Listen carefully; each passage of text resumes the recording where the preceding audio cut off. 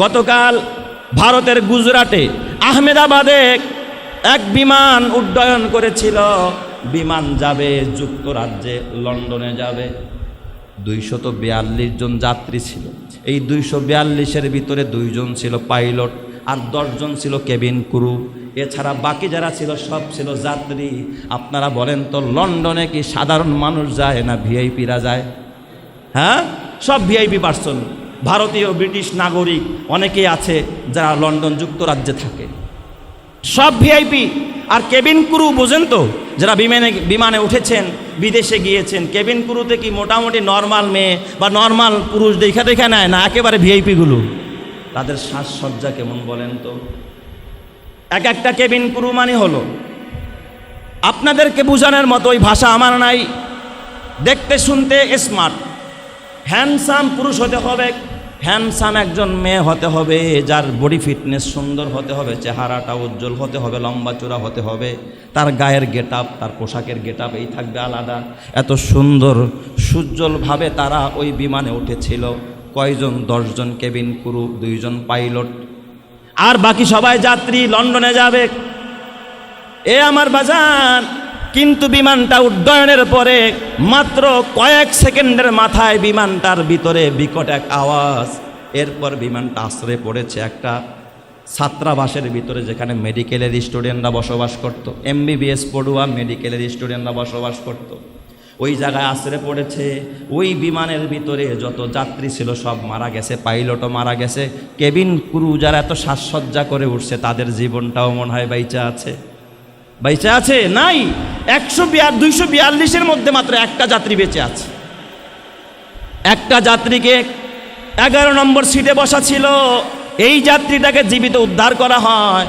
এই যাত্রীটা বিমান দুর্ঘটনা আসল কারণ সে বলল, বিমানটা ওঠার পর থেকে কিছুক্ষণের মধ্যে কয়েক সেকেন্ডের মাথায় যখন 625 ফিট উপরে উঠেছে, 625 ফিট মানে একেবারে সামান্য, এই বিমানটা উঠবে কয়েকশো হাজার ফিট উপর দেওয়া যাবে। ওই পরিমাণ উঠতে যেই পরিমাণ শক্তি সঞ্চার করা দরকার ছিল, বিমানটা সেই পরিমাণ শক্তি পায় নাই। এর কয়েকটা কারণ, হয়তো ইঞ্জিন দুর্বল ছিল, অথবা ইঞ্জিন বিকল হয়ে গিয়েছিল, অথবা পাখির আঘাতেও বিমানটা আঘাতপ্রাপ্ত হতে পারে। বিভিন্ন রকমের বিভিন্ন গবেষকরা বিভিন্ন মন্তব্য পেশ করেছে। কিন্তু ওই 625 ফিট উপরেই বিমানটা যখন বিকট আওয়াজ হয়, আগুনের গোলা উপরের দিকে উঠে ওই ছাত্রাবাসের উপরে পড়ে যারা বিমানে ছিল তারাও মারা গেল। আর ওখানেও যারা বসবাস করতেছিল, দুপুরের টাইমে বিমান 1:30 বাজে উঠছে, ওই টাইমটা লাঞ্চের সময় ছিল, অনেকে খাবার খাইতেছিল। একজন মৃত তার গার্জিয়ান ডাক দিয়া বলে, আমার ছেলে যে খাবার খাইতেছিল, খাবার পরে আছে, কিন্তু ছেলেটা মারা গেছে। বলেন তো হায়াতের মালিক যিনি, তিনি কে? বিমান আইসা পড়বে আর এই ঘরের মধ্যে সে মরবে কোনোদিন ভাবছিল? কোনোদিন ভাবে নাই। এই জন্য তোমার মরণ কোথায় তোমার জানা নাই। কিন্তু এই বিমানের আরেকজন যাত্রীর গোপন তথ্য বলি। আরেকজন যাত্রীর এক প্রতিবেদন আমি দেখলাম, সে ওই বিমানের যাত্রী 242, সে ছিল 243 নম্বর যাত্রী। সে আসার পথে, বাসার থেকে আসার পথে 10 মিনিট লেট হয়ে গেছে যানজটের কারণে। সে তো নিজেকে বড় ধিক্কার জানাইতেছিল, আইরে কি বকাবকি করতেছিল, মাঝে মাঝে ধৈর্য হারা হয়ে যাইতেছিল। বলেন তো, আরে জ্যামের মধ্যে ফালায়া আর হায়াতটাকে লম্বা করে দিছেন যিনি, তিনি কে? ও জ্যামের কারণে বিমান ধরতে পারে নাই, তার মানে ও উঠলে আরও নিশ্চিত কি হইতো? মরণ হয়ে যাই। ও তো ভাবছে আমি জ্যামে পড়ে গেছি, বিশাল ক্ষতি হয়ে গেছে আমার। ও ভাবছে জ্যামে পড়ছি। একটা মেয়ে, নাম তার ভূমি, এই মেয়েটা মারা যাওয়ার কথা। বিমানে তার জন্য আসন খালি ছিল। এই বিমানের মধ্যে তার আসনটাও বুকিং দেওয়া ছিল, শুধু বোর্ডিং পাসটা নেয় নাই, ভিতরে ঢুকতে পারে না। আইসা দেখে বিমান উড্ডয়ন করে ফেলেছে। তার মানে আল্লাহ যদি কাউরে বাঁচাইতে চায়, পৃথিবীর কোনো শক্তি তারা মারতে পারে না। আর আল্লাহ যদি কাউরে মারতে চায়, খাইতে বৈশাও হোস্টেলের ভিতরে নিরাপদে থাইকাও দেখবেন বাঁচতে পারে না। কথাকার? আরো জোরে বলতে হবে কথাকার? মৌত কো সমঝায় গাফিল ইখতিতামে জিন্দেগি, দর হাকিকত মৌত হায় সুবহে দাওয়ামে জিন্দেগি, জাগা জি লাগানে কে দুনিয়া নেহি হায়, জাগা জি লাগানে কে दुनिया नहीं है ये इबरत की जा है তামাশা नहीं है। এটা তামাশা করার জায়গা না, মজা করার জায়গা না, এটা হলো রবের গোলামি করার জায়গা। এই জায়গায় যারা যত বেশি গোলামি করতে পারবে পরকালের জিন্দেগিতে তত বেশি আরামে রাখবেন যিনি, তিনি কে? এই জন্য বলেন দুনিয়া কি তামাশা করার জায়গা না ইবাদত করার জায়গা? ইবাদত আর গোলামির জায়গা হলো দুনিয়া। এখনো মসজিদে আছে, দেখছি উনি আসতেছে সামনে একটা খুঁটি, বহুদূর আগ থেকেই উনি হাত বাড়াইছে। হাইরে অন্ধ মানুষ দেখে না, পুরা রাস্তায় হাত বাড়ায় নাই। যখন এই তারের খুঁটিটার কাছে আসছে তখনই দেখি হাত বাড়াইছে, আর সাথে সাথে হাত লাগিয়ে গেছে। সুবহানাল্লাহ বলতে ইচ্ছে করেন আপনাদের? একা একা ওযু বানায় মসজিদে চলে আসছে। ওনার কাছে গিয়ে যদি জিজ্ঞাসা করা হয় যে আপনার সবচেয়ে কি বেশি দরকার, কি বেশি লাগবে বলেন তো, উনি কি বাড়ি চাবে, গাড়ি চাবে? উনি বলবে আল্লাহ যদি আমার চোখ দুইটাকে ফিরিয়ে দিত। কত কষ্ট করে চিন্তা করলো, পরবর্তীতে মুসল্লি বাড়লে ভিড় হবে, ওযু করতে কষ্ট হবে, আগেই চলে আসছে। এই জন্য আল্লাহ বলে আলাম নাজআল্লাহু আইনাইন ওয়া লিসানাও ওয়া শাফাতাইন। বান্দা আমি কি তোরে দুইটা চোখ দেই নাই? এই চোখের নিয়ামত, এটার শুকরিয়া আদায় কর বান্দা। আমি তোরে জবান দিয়েছি, কথা বলার শক্তি দিয়েছি, এর শুকরিয়া আদায় কর। জবান দিয়ে খালি আজে বাজে কথা বলবি তা না, আমি রবের শুকরিয়া আদায় কর, রবের গোলামি কর, রবের প্রশংসা কর, রবের নামের জিকির কর। আমি তোর জিন্দেগির গুনাহ মাফ করে তোর জন্য জান্নাত রেডি করে রাখবো। এই জন্য নবী আলাইহিস সালাম এক হাদিসের মধ্যে বলেন যে তোমরা 5টা জিনিস আসার আগে 5টা জিনিসের কদর করো, মূল্যায়ন করো। নবীজি বলেছেন ইগতানিম খামসান ক্বাবলা খামসিন। আল্লাহর নবী বলেন 5 জিনিস আসার আগে 5 জিনিসকে তোমরা গনিমত মনে করো, নিয়ামত মনে করো, কদর করো, মূল্যায়ন করো। আল্লাহর নবী বলেন শাবাবাকা ক্বাবলা হারামিক। বার্ধক্যকাল, বুড়াকাল আসার আগে যৌবনকালকে কদর করো, যৌবনকালকে মূল্যায়ন করো। কারণ তুমি যৌবনকালে যা করতে পারবা বুড়াকালে কোনোদিন তুমি ওই কাজ করতে পারবা না। একজন যুবক যা পারে একজন বুড়া মানুষ কি তা পারে? একজন যুবক ইচ্ছা করলে সারা রাত দাঁড়ায় নামাজ পড়তে পারে, বুড়ার দ্বারা কি এটা সম্ভব? বুড়া একটু পর তার ওযু ভেঙে যাবে, একটু পর ঘুমে পড়ে যাবে, অসুস্থ হয়ে যাবে, দাঁড়াইতে পারে না, গিরায় গিরায় ব্যথা, হাঁটুতে ব্যথা, পায়ে ব্যথা, চোখে ব্যথা, উপর হতে পারে না, চোখে ব্যথা হয়। ডাক্তার বলছে আপনি একেবারে নুইয়া সেজদা করেন না, কারণ তার মাথা ব্যথার রোগ বেড়ে গেছে। হাড়ের রোগী রাত জাগলে স্ট্রোকের ঝুঁকি বাইনা যায়, কিন্তু যুবক মানুষ সে তো সারা রাত দাঁড়ায় নামাজ পড়তে পারে। এই জন্য যৌবনের ইবাদত রবের কাছে সবচাইতে পছন্দের ইবাদত। এই জন্য আল্লাহর নবী বলেন যৌবন কালকে কদর করো, মূল্যায়ন করো বুড়া হওয়ার আগে। বুড়া হয়ে গেলে তখন খালি আফসোস করবা, দরজওয়ানি তওবা করদান শিওয়ায়ে পয়গম্বরি, দরজওয়ানি তওবা করদান শিওয়ায়ে পয়গম্বরি, ওয়াক্তে পীরি গিরগে জালেম মিশাওয়াদ পরহেজগারি। যৌবনকালে তওবা করো, গুনাহ ছেড়ে দাও, নেকের কাজ করতে আরম্ভ করো। আল্লাহ তাআলা তোমার ইহকাল পরকালকে সুখময় শান্তিময় করে দিবে। আমাদের দেশে দেখবেন কিছু চাকরিতে পেনশন পায় না, রিটায়ার্ড হয়ে গেল ভাতা পায়, রেশন পায়। এই যে সেনাবাহিনীরা, সরকারি অধিকাংশ চাকরিতেই দেখবেন কি আছে, চাকরির পরেও সে সরকার থেকে একটা কি পায়, ভাতা পায় না, একটা রেশন পায়, একটা পেনশন পায়। কিন্তু যেই বেচারা সরকারের চাকরি করে নাই সে পাবে নাকি? তার মানে একটা বয়স আছে, এই বয়সের পরে চাকরি করার মতো যোগ্যতা তার ভিতরে নাই, সরকার তাকে রিটায়ার করে, এক্সপায়ার ডেট, তার ডেট শেষ, এখন আর তুমি সরকারি চাকরি করতে পারবে না। তবে তোমার যেহেতু এক্সপায়ার ডেট হয়ে গেছে, তুমি যৌবনকালে সরকারের সময় দিছো, এই জন্য সরকার তোমার একটা রেশন দেয়, একটা কি দেয়, ভাতা দেয়। কসম আল্লাহর, দুনিয়ার সরকার যদি যৌবনে চাকরি করলে বুড়াকালে রেশন পাওয়া যায়, দুনিয়ার সরকারের যদি যৌবনকাল সরকারকে দিলে বুড়াকালে যদি বয়স্ক ভাতা পাওয়া যায়, আল্লাহ সরকারকে যদি যৌবনকালে কেউ সেজদা দেয়, যৌবনকালে কেউ ইবাদত করে, ফেরেশতারা বুড়াকালে জিজ্ঞাসা, আল্লাহ এই ছেলেটা তো দাঁড়ায় তাহাজ্জুদ পড়তে, এখন তার বুড়া হয়ে গেছে, পড়তে পারে না, এখন কি করব? আল্লাহ বলে, ফেরেশতা কলম বন্ধ করিস না, যৌবনে ইবাদত করে যেই পরিমাণ নেকি পাইছে আমার বান্দার আমলনামায় বুড়াকালে ওই পরিমাণ নেকি লিখে দে। সুবহানাল্লাহ। এখন যদি আপনি কোন আমি খালি বোনাসটাই চাই হুজুর, আমার ওই আসলটা দরকার নাই, বোনাস পাইবেন? জোয়ানকালে ইবাদত করেন। এই জন্য নবী আমার কয়, শাবাবাকা কবলা হারামিক, বুড়া হওয়ার আগে যৌবনকে কদর করো, যৌবনকে বড় নিয়ামত মনে করো, গনিমত মনে করো, এই সময়টা কাজে লাগাও। এই বন্দে আমি আমার গ্রামে যাওয়ার পর আমার একটা উপলব্ধি হয়েছে। আমি আমাদের এলাকার এক বাজারে সেখানে আসরের নামাজ পড়ছি। নামাজের পরে একটু দূরে আরেক জায়গায় যাব, একটা অটো গাড়িতে উঠছি। অটো আছে না, অটো গাড়ি, 4 সিট 5 সিটের অটো গাড়িতে উঠছি আর কি। উঠার পরে এখন আমি নামবো, নাইমা ভাড়া দিব, তো ওই অটোওয়ালা আমার কাছ থেকে ভাড়া নিচ্ছে না। আমিও তাকে চিনি না, সেও মনে হয় আমাকে চিনি কিনা আমি জানি না, চিনে না মনে হয় আর কি। সে ভাড়া নিবে না। তো আমি জিজ্ঞেস করলাম, ভাই ভাড়া নিবেন না, এটা কেন? হুজুর সাইনবোর্ড দেখছেন? পর আমি দেখলাম তার অটোর সামনে লেখা আছে, কোরআনের হাফেজদের জন্য ভাড়া ফ্রি। সুবহানাল্লাহ বলতে ইচ্ছা হয় না আপনাদের? কি লেখা? কোরআনের হাফেজদের জন্য ভাড়া ফ্রি। পরে আমি বললাম, আমি তো হাফেজ সাহেব না, আমি তো মাওলানা পড়ছি, ইফতা পড়ছি, মুফতি। কয় হুজুর হাফেজ মাল দেখি শুধু হাফেজ নাকি? আপনি তো আরো বড়টা করছেন, আপনি তো মাওলানা মুফতি, অতএব ভাড়া নেব না। তো আমার দিলের মধ্যে লাগলো, গরিব মানুষ, সে অটো চালায়, কিন্তু তার রিস্কার ভিতরে, অটোর ভিতরে লেখা কোরআনের হাফেজদের জন্য কি ভাড়া ফ্রি। আমার দিলের ভিতরে আঘাত লাগলো, হায় হায়, এই বুঝটাকে কে দিল? মানুষ কে টাকা ছাড়তে চায় বলেন?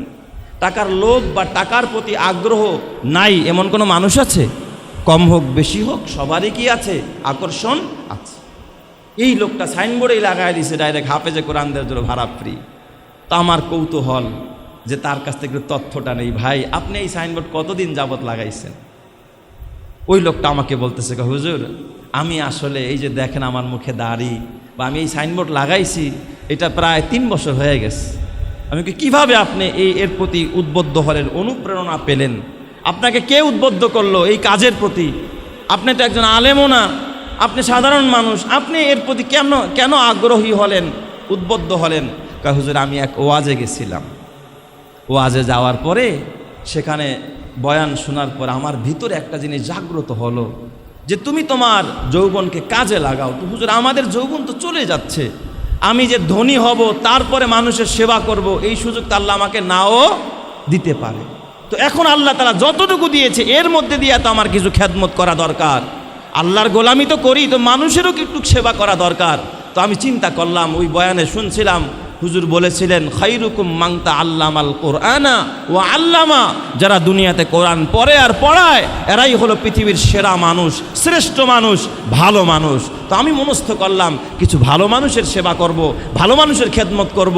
সেদিন থেকে আমি আমার গাড়িতে সাইনবোর্ড লাগাইছি যে আমি কোনো হাফেজে কোরআনের ভাড়া নিব না। হুজুর কসম আল্লাহর, এই পর্যন্ত আমি কোনো হাফেজের ভাড়া নেই নাই, কোনো আলেমের ভাড়া নেই নাই। আমি বললাম তাহলে আপনার লস হয়ে যায় না? আর আপনি যেই রোডে গাড়ি চালান এখান তো অনেকগুলো মাদ্রাসা, অনেক ছাত্ররা চলাফেরা করে। হুজুর এমন কোনো ট্রিপ নাই যেই ট্রিপে কোনো ছাত্র বা হাফেজে কোরআন ওঠে না। আমি কারো কাছ থেকে ভাড়া নেই না, কিন্তু কসম আল্লাহর 3 বছর 4 বছর হয়ে গেল আমার গাড়ির কোনো ক্ষতি হয় নাই, কোনো বিপদে পড়ি নাই। আল্লাহ বাঁচায়া দিছে, অন্যের চাইতে আমার ইনকাম আল্লাহ তারা দ্বিগুণ করে দিছে। বরকত দেওয়ার মালিক কে? এখনো যদি চিন্তা করতে হয় রে গাড়িটা অটো বাদ দিয়া যখন প্রাইভেট কিনবো তখন খেদমত করা আরম্ভ করবো, বলেন তো এইভাবে করলে কি জীবনও সম্ভব হতো? প্রাইভেট কিনলে তখন বাছের নেশা জাগতো, ঘরে এক ঘরওয়ালা 2 ঘরের নেশা জাগে, 3টা ঘর হলে তারপরে দেওয়া শুরু করবো, খেদমত করা শুরু করবো। কয় না, কোশ্চিন কালেও হবে না। শাবাবাকা কবলা হারামিক, বুড়া হওয়ার আগে যৌবনটা কাজে লাগাও। এই লোকটাকে জিজ্ঞাসা করলাম, ভাই আপনার পরিবারের সদস্য কয়জন? লোকটা আমাকে এরপরে দেখি চোখ দিয়া পানি বের হয়ে গেছে, আমাকে ডেকে বলে, ওস্তাদ আমার 2টা সন্তান আর একটা মেয়ে আল্লাহ তাআলা দিছে, দুটোটা ছেলেকে আমি মাদ্রাসায় দিয়েছি, আমি গরিব মানুষ, আমার গাড়ি দিয়েই নিয়ে যাই আবার নিয়ে আসি, এখন মাদ্রাসার লিল্লা বোর্ডিংয়ে থাইকা পড়াশোনা করে। হুজুর আমার বড় ছেলেটা মাদ্রাসার ভিতরে আল্লাহ তাআলা মাত্র 9 মাসেই কোরআনের হাফেজ বানায়া দিছে। যেই লোকটা হাফেজে কোরআনের ফ্রি সার্ভিস দেয়, ফ্রি খেদমত করে, হাফেজরে মহব্বত করে, কোরআনকে মহব্বত করে, আল্লাহ তাআলা ওই লোকটারে কবুল কেমনে করেছে? একজন অটোওয়ালা, একজন রিস্কাওয়ালা, একজন শ্রমিক মানুষ, তার সন্তান এ বাবা হাফেজে কোরআন হয়তো অন্তত 3 বছর 4 বছর সময় লাগে, ওই বেচারার সন্তানকে আল্লাহ তাআলা মাত্র 9 মাসের মধ্যেই কোরআনের হাফেজ বানায়া দিছে। বলেন তো বরকত দেওয়ার মালিক যিনি, তিনি কে? কারণ সে যখন হাফেজের সাথে, আলেমের সাথে, আল্লাহওয়ালার সাথে ভালো আচরণ করা আরম্ভ করেছে, তাদের প্রতি যখন তার হুসনে জন ভালো ধারণা পোষণ করেছে, আরশের মালিক তার ঘরের মধ্যে হাফেজে কোরআন পয়দা করে দিয়েছে। বলেন তো সব কিছু করনেওয়ালা, নিয়ামত দেনেওয়ালা যিনি, তিনি কে? আল্লাহ। আল্লাহ দিয়ে দিয়েছে। আপনার টাকা কামায়া তারপরে দিবেন, এই সুযোগ আল্লাহ আপনারা নাও দিতে পারে। এই জন্য নবী বলেন ইগতানিম খামসান কবলা খামসিন, 5 জিনিস আসার আগে 5 জিনিসের কদর করো। 1 নম্বরে শাবাবাকা কবলা হারামিক, বুড়া হওয়ার আগে যৌবন কালকে কাজে লাগাও, যৌবনটা কাজে লাগাও, ইবাদতে কাজে লাগাও, ভালো কাজে লাগাও, মানুষের খেদমতে কাজে লাগাও, সদাচরণ করো, ভালো ব্যবহার করো, মানুষ তোমার জন্য দোয়া করবে, আল্লাহ দুনিয়ায়ও তোমার শান্তিতে রাখবে, পরকালেও তোমার জান্নাত দিবে। আল্লাহ পারে কি না? অবশ্যই আল্লাহ পারে। 2 নম্বর আল্লাহর নবী বললেন ও হায়াতাকা কবলা মাউতিক, মরণ আসার আগে এই জীবনটারে কাজে লাগাও। কারণ তুমি চিন্তা করতেছো আরও দরকার, আরও হবে, আরও পাবো, তারপরে জীবনটারে কাজে লাগাবো। আল্লাহ যে তোমার মরণ কোথায় রাখছে, কিভাবে রাখছে, এটা পৃথিবীর কেউ জানে না। যিনি জানেন বলেন তো তিনি কে? 5 জিনিসের এলেম একমাত্র কার? আল্লাহর। ইন্নাল্লাহা ইনদাহু ইলমুস সাআ ওয়া ইউনাজ্জিলুল গায়স ওয়া ইয়ালামু মা ফিল আরহাম ওয়া মা তাদরি নাফসুম মাযা তাকসিবু গাদা ওয়া মা তাদরি নাফসুম বিআইয়ি আরদিন তামুত। 5 জিনিসের এলেম আল্লাহ ছাড়া কেউ জানে না। তোমার মরণ কোথায় হবে এটা যিনি জানেন বলেন তিনি কে? তুমি যে ধনী হয়ে মরবা, এই যে বিল গেটস গোটা বিশ্বের ধনী ছিলেন, বলেন তো তার মরণটা কি ভালো হয়েছে? ভালো হয়। অথচ এত টাকা, শান্তি নাই। বর্তমান বিশ্বের ভিতরেও যে শ্রেষ্ঠ ধনী সেও শান্তিতে নাই। ওই দিন শুনলাম ডোনাল্ড ট্রাম্পের সাথে এক জায়গায় বৈশা নেশাগ্রস্ত অবস্থায় নাকি ঝগড়া করছে দুইজনে। বিশ্বের সেরা ধনী, তার সম্পদ তারে শান্তি দিতে পারে নাই, তার পথ তাকে শান্তি দিতে পারে নাই। তাহলে বোঝা গেল এই হায়াতকে যদি কাজে লাগাও আল্লাহর পথে, পরকালকে তোমার জন্য সুখময় করে দিবেন যিনি, তিনি কে? আপনার হায়াতের কোনো গ্যারান্টি নাই, ভরসা নাই। দেখেন না ভারতের দুর্ঘটনা, গতকাল ভারতের গুজরাটে আহমেদাবাদে এক বিমান উড্ডয়ন করেছিল। বিমান যাবে যুক্তরাজ্যে, লন্ডনে যাবে। 242 জন যাত্রী ছিল। এই 242-এর ভিতরে 2 জন ছিল পাইলট আর 10 জন ছিল কেবিন ক্রু। এছাড়া বাকি যারা ছিল সব ছিল যাত্রী। আপনারা বলেন তো লন্ডনে কি সাধারণ মানুষ যায় না ভিআইপিরা যায়? হ্যাঁ, সব ভিআইপি পার্সন, ভারতীয় ব্রিটিশ নাগরিক অনেকেই আছে যারা লন্ডন যুক্তরাজ্যে থাকে, সব ভিআইপি। আর কেবিন ক্রু বোঝেন তো, যারা বিমানে উঠেছেন, বিদেশে গিয়েছেন, কেবিন ক্রুতে কি মোটামুটি নর্মাল মেয়ে বা নর্মাল পুরুষ দেখা নেয় না, একেবারে ভিআইপিগুলো। তাদের সাজসজ্জা কেমন বলেন তো? এক একটা কেবিন ক্রু মানে হলো, আপনাদেরকে বোঝানোর মতো ওই ভাষা আমার নাই। দেখতে শুনতে স্মার্ট, হ্যান্ডসাম পুরুষ হতে হবে, হ্যান্ডসাম একজন মেয়ে হতে হবে, যার বডি ফিটনেস সুন্দর হতে হবে, চেহারাটা উজ্জ্বল হতে হবে, লম্বা চূড়া হতে হবে, তার গায়ের গেট আপ, তার পোশাকের গেট আপ এই থাকবে আলাদা। এত সুন্দর সুজ্জ্বলভাবে তারা ওই বিমানে উঠেছিল। কয়জন? 10 জন কেবিন ক্রু, 2 জন পাইলট, আর বাকি সবাই যাত্রী লন্ডনে যাবে। এ আমার বাজান, কিন্তু বিমানটা উড্ডয়নের পরে মাত্র কয়েক সেকেন্ডের মাথায় বিমানটার ভিতরে বিকট এক আওয়াজ। এরপর বিমানটা আশ্রে পড়েছে একটা ছাত্রাবাসের ভিতরে, যেখানে মেডিকেলের স্টুডেন্টরা বসবাস করত, MBBS পড়ুয়া মেডিকেলের স্টুডেন্টরা বসবাস করত। ওই জায়গায় আশ্রে পড়েছে। ওই বিমানের ভিতরে যত যাত্রী ছিল সব মারা গেছে, পাইলটও মারা গেছে। কেবিন ক্রু যারা এত সাজসজ্জা করে উঠছে তাদের জীবনটাও মনে হয় বাইচা আছে। বেঁচে আছে? নাই। 242-এর মধ্যে মাত্র একটা যাত্রী বেঁচে আছে। একটা যাত্রীকে 11 নম্বর সিটে বসা ছিল, এই যাত্রীটাকে জীবিত উদ্ধার করা হয়। এই যাত্রীটা বিমান দুর্ঘটনা আসল কারণ সে বলল, বিমানটা ওঠার পর থেকে কিছুক্ষণের মধ্যে কয়েক সেকেন্ডের মাথায় যখন 625 ফিট উপরে উঠেছে, 625 ফিট মানে একেবারে সামান্য, এই বিমানটা উঠবে কয়েকশো হাজার ফিট উপর দেওয়া যাবে, ওই পরিমাণ উঠতে যেই পরিমাণ শক্তি সঞ্চার করা দরকার ছিল বিমানটা সেই পরিমাণ শক্তি পায় নাই। এর কয়েকটা কারণ, হয়তো ইঞ্জিন দুর্বল ছিল, অথবা ইঞ্জিন বিকল হয়ে গিয়েছিল, অথবা পাখির আঘাতেও বিমানটা আঘাতপ্রাপ্ত হতে পারে। বিভিন্ন রকমের বিভিন্ন গবেষকরা বিভিন্ন মন্তব্য পেশ করেছে।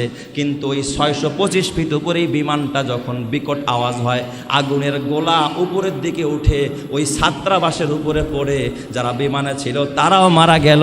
আর ওখানেও যারা বসবাস করতেছিল, দুপুরের টাইমে বিমান 1:30 বাজে উঠছে, ওই টাইমটা লাঞ্চের সময় ছিল, অনেকে খাবার খাইতেছিল। একজন মৃত তার গার্জিয়ান ডাক দিয়া বলে, আমার ছেলে যে খাবার খাইতেছিল খাবার পরে আছে, কিন্তু ছেলেটা মারা গেছে। বলেন তো হায়াতের মালিক যিনি, তিনি কে? বিমান আইসা পড়বে আর এই ঘরের মধ্যে সে মরবে কোনোদিন ভাবছিল? কোনোদিন ভাবে নাই। এই জন্য তোমার মরণ কোথায় তোমার জানা নাই। কিন্তু এই বিমানের আরেকজন যাত্রীর গোপন তথ্য বলি। আরেকজন যাত্রীর এক প্রতিবেদন আমি দেখলাম, সে ওই বিমানের যাত্রী 242, সে ছিল 243 নম্বর যাত্রী। সে আসার পথে, বাসার থেকে আসার পথে 10 মিনিট লেট হয়ে গেছে যানজটের কারণে। সে তো নিজেকে বড় ধিক্কার জানাইতেছিল, আইরে কি বকাবকি করতেছিল, মাঝে মাঝে ধৈর্য হারা হয়ে যাইতেছিল। বলেন তো, আরে জ্যামের মধ্যে ফালায়া ওর হায়াতটাকে লম্বা করে দিছেন যিনি, তিনি কে? ও জ্যামের কারণে বিমান ধরতে পারে নাই, তার মানে ও উঠলে আরও নিশ্চিত কি হইতো? মরণ হয়ে যাই। ও তো ভাবছে আমি জ্যামে পড়ে গেছি, বিশাল ক্ষতি হয়ে গেছে আমার। ও ভাবছে জ্যামে পড়ছি। একটা মেয়ে, নাম তার ভূমি, এই মেয়েটা মারা যাওয়ার কথা। বিমানে তার জন্য আসন খালি ছিল, এই বিমানের মধ্যে তার আসনটাও বুকিং দেওয়া ছিল, শুধু বোর্ডিং পাসটা নেয় নাই, ভিতরে ঢুকতে পারে নাই। আইসা দেখে বিমান উড্ডয়ন করে ফেলেছে। তার মানে আল্লাহ যদি কাউরে বাঁচাইতে চায়, পৃথিবীর কোনো শক্তি তারা মারতে পারে না। আর আল্লাহ যদি কাউরে মারতে চায়, খাইতে বৈশাও হোস্টেলের ভিতরে নিরাপদে থাইকাও দেখবেন বাঁচতে পারে না। কথাকার? আরো জোরে বলতে হবে কথাকার? মৌত কো সমঝায় গাফিল ইখতিতামে জিন্দেগি, দর হাকিকত মৌত হায় সুবহে দাওয়ামে জিন্দেগি, জাগা জি লাগানে কে দুনিয়া নেহি হায়, জাগা জি লাগানে কে দুনিয়া নেহি হায়, ये इबरत की जा है তামাশা নেহি হায়। এটা তামাশা করার জায়গা না, মজা করার জায়গা না, এটা হলো রবের গোলামি করার জায়গা। এই জায়গায় যারা যত বেশি গোলামি করতে পারবে, পরকালের জিন্দেগিতে তত বেশি আরামে রাখবেন যিনি, তিনি কে? এই জন্য বলেন, দুনিয়া কি তামাশা করার জায়গা না ইবাদত করার জায়গা? ইবাদত আর গোলামির জায়গা হলো দুনিয়া। 3 নাম্বার, আল্লাহ নবী বললেন, অফারাগকা কবলা শুগুলিক, ব্যস্ত হওয়ার আগে অবসরতাকে একটু সময়, অবসরতাকে তুমি গনিমত মনে করো, গুরুত্ব দাও। অবসর আছো, বৈশা বৈশা খালি ফেসবুক টিপো না, বৈশা বৈশা জপো সুবহানাল্লাহ সুবহানাল্লাহ, বলো আলহামদুলিল্লাহ। নামাজের টাইম হয়ে গেছে, নামাজে যাও। এখন তোমার বাবা সময় হয়ে গেছে, এখন এবাদত করার, এবাদত করো। ওই সময় এবাদত না কইরা ঘরে সময়টা বেকার কাটাইলা, অবসর সময়টাকে কাটাইলা তুমি গল্প কইরা, গুনাহ কইরা। কিয়ামতের ময়দানে অবসর সময়ের জন্য আল্লাহর কাছে জবাব দেওয়া লাগবে কি লাগবে না? এই জন্য অবসর সময়টাকে কাজে লাগাইতে হবে, আল্লাহকে দিতে হবে। 4 নাম্বার, অগিনা আকা কবলা ফাকরিক, কয় দরিদ্রতার আগে, তুমি গরিব হয়ে যাওয়ার আগে, ও মুসলমান, তুমি তোমার ধনাঢ্যতা, সচ্ছলতাকে তুমি প্রাধান্য দাও, সচ্ছলতাকে তুমি গনিমত মনে করো, সচ্ছলতাকে তুমি কদর করো।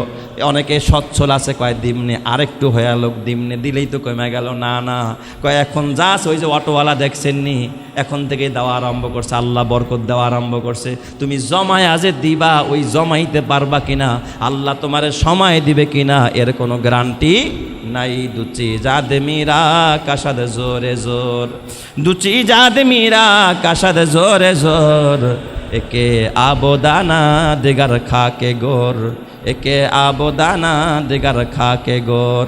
আর 5 নম্বর সর্বশেষ, ওয়াসিহাতাকা ক্বাবলা সুকুমিক, অসুস্থতার আগে সুস্থতাকে তুমি গুরুত্ব দাও, সুস্থতাকে তুমি গুরুত্ব দিয়ে সুস্থতা কাজে লাগাও। আমরা অনেকে সুস্থ আছি, এখন নামাজ পড়তে পারি, নামাজ পড়ি না। যখন অসুস্থ হয়ে যাই তখন আফসোস করি, তখন খালি আফসোস ছাড়া কোনো রাস্তা থাকে না। এই জন্য যারা সুস্থ আছেন নামাজে আসবেন, যারা সুস্থ মানুষ নামাজ পড়বেন। আপনারা এখন মসজিদ কানায় কানায় ভরা, কিন্তু ফজরের সময় আধা কাতার হয়, 1.5 কাতার হয়, মসজিদে মুসল্লি খুঁজে পাওয়া যায় না।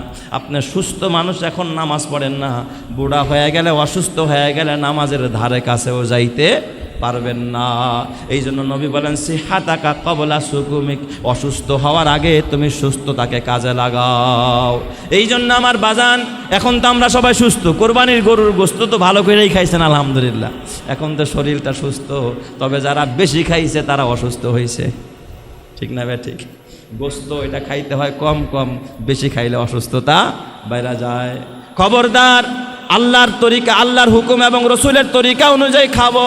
আল্লাহর দেওয়া বিধান, রসুলের তরিকা অনুযায়ী যদি কেউ সুন্নত তরিকায় খাবার খায়, তাহলে তার পেট ভালো থাকবে, শরীর ভালো থাকবে, দেহ ভালো থাকবে, সে ইবাদত করে মজা পাবে, ঘরে থাইকাও মজা পাবে, সমাজে চইলাও মজা পাবে, সব জায়গার মধ্যে সে শান্তি পাবে। কথা ঠিক কিনা? এই জন্য আল্লাহর কাছে দোয়া করা, আমরা প্রত্যেক নামাজের পরে দোয়া করি। আপনারা যারা হজে গেছেন, বাইতুল্লাহ মাতাফের ভিতরে রুকনে ইয়ামানির কাছে যখন হাজিরা গেছে, আমি দেখেছি 2022 সালের সব হাজিরা দোয়া করে, রব্বানা আতিনা ফিদ দুনিয়া হাসানা ওয়া ফিল আখিরাতি হাসানা ওয়া কিনা আযাবান নার। হাজিরা দোয়া করে, আমরাও দোয়া করি, অথচ দোয়ার অর্থ জানি না। এই দোয়ার অর্থ আমরা জানি না, এটা দোয়া না, এটা কোরআনের আয়াত। রব্বানা আতিনা, সবাই পড়েন রব্বানা আতিনা ফিদ দুনিয়া হাসানা ওয়া ফিল আখিরাতি হাসানা ওয়া কিনা আযাবান নার। এর অর্থ হলো, রব্বানা, হে আমার রব, আতিনা, আমাকে দান করো, ফিদ দুনিয়া, দুনিয়ার মধ্যে, হাসানা, কল্যাণ, আল্লাহ দুনিয়ায় আমাকে কল্যাণ দাও, ওয়া ফিল আখিরাতি হাসানা, পরকালেও আমারে কল্যাণ দাও, ওয়া কিনা আযাবান নার, আর জাহান্নামের আযাব থেকে তুমি আমারে বাঁচাও। এখানে কয়টা দোয়া করা হলো? 3টা। দুনিয়ায়ও কল্যাণ দাও, আখিরাতেও কল্যাণ দাও, এবং জাহান্নামের আযাব থেকে আমারে বাঁচাও। এখন বলতে পারেন, হুজুর দুনিয়ার কল্যাণ দ্বারা কি ব্যাখ্যা? 10-12টা ব্যাখ্যা বিভিন্ন মুফাসসিরে কেরাম করেছে। তার মধ্যে একটা ব্যাখ্যা হলো, দুনিয়ার কল্যাণ মানে হলো, আল্লাহ তুমি দুনিয়ায় আমারে হেদায়েতের উপরে চালাও। হেদায়েত পাওয়া এটা বড় নিয়ামত। যে হেদায়েত পাইছে, সিরাতে মুস্তাকিম পাইছে, সে জান্নাতি হয়ে গেছে। যে হেদায়েত পায় নাই, বাড়ি গাড়ি পাইছে, হেদায়েত পায় নাই, বিল গেটস গাড়ি বাড়ি সব পাইছে, হেদায়েত পায় নাই, বলেন তো জান্নাতি না জাহান্নামী? মাদার তেরেসা দুনিয়ার সব পাইছে, মহিয়সী নারী ছিল, পৃথিবীর একজন মহিয়সী নারী মাদার তেরেসা, দুনিয়ার সব পাইছে, গাড়ি বাড়ি পাইছে, সুনাম সুখ্যাতি সব কামাই করছে, কিন্তু হেদায়েত পায় নাই। বলেন তো, এই মাদার তেরেসাও নাকাম হয়ে গেছে, বিল গেটস নাকাম হয়ে গেছে, মাদার তেরেসা নাকাম হয়ে গেছে। তুমি রাষ্ট্রপ্রধান হতে পারো, হেদায়েত পাও নাই, তুমি ধ্বংস হয়ে গেছো। তুমি তামাম পৃথিবীর মোড়ল হতে পারো, আমেরিকার প্রেসিডেন্ট হতে পারো, রাশিয়ার প্রেসিডেন্ট হতে পারো, চীন জাপানের প্রেসিডেন্ট হতে পারো, ভারতের প্রেসিডেন্ট হতে পারো, বাংলার প্রেসিডেন্ট হতে পারো। যদি হেদায়েত পেয়ে যাও, তুমি সব পেয়ে গেলা। যদি হেদায়েত হারায়া গেলা, তুমি একেবারে অতল গভীরের জাহান্নামী হয়ে গেলা। কথা ঠিক কিনা? তাহলে আমরা হেদায়েত চাবো কার কাছে? তাহলে এই দোয়াটা করব, রব্বানা আতিনা ফিদ দুনিয়া হাসানা ওয়া ফিল আখিরাতি হাসানা ওয়া কিনা আযাবান নার। দুনিয়ায় হাসানার আরেকটা ব্যাখ্যা হলো সুস্থতা। আপনি সুস্থ আছেন মানে আপনি দুনিয়ায় হাসানা মানে কল্যাণ পেয়েছেন। কারণ অসুস্থ রোগীরাই বুঝে এ সুস্থতার কত বড় দাম, কত বড় কদর। এইভাবে বাবা 3 নম্বরের ব্যাখ্যা কেউ কেউ করেছেন, কয় দুনিয়ায় তুমি গোলামি করার, ইবাদত করার সুযোগ পাইছো, তার মানে দুনিয়ায় হাসানা পাইছো। ইবাদত করার সুযোগ পাও নাই, তোমার ব্যস্ততা তোমাকে মসজিদ থেকে সরায়া রাখছে, তার মানে দুনিয়ায় তুমি হাসানা পাও নাই, হেদায়েত পাও নাই। কথা ঠিক কিনা?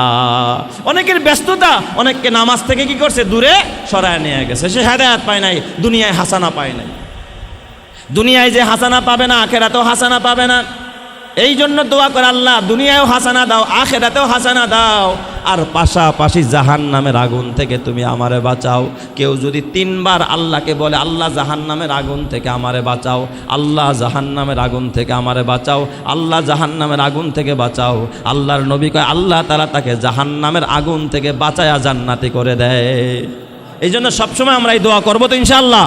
আল্লাহ তাআলা আমাদের সকলকে এই নিয়ামতগুলোর কদর করার তৌফিক দান করে, আল্লাহর গোলামি করার তৌফিক দান করে, বেশি বেশি আল্লাহর কাছে দোয়া এবং প্রার্থনা করার তৌফিক দান করেন। সকলেই বলি আমিন। ওয়া আখিরি দাওয়ানা আনিল হামদুলিল্লাহি রাব্বিল আলামিন।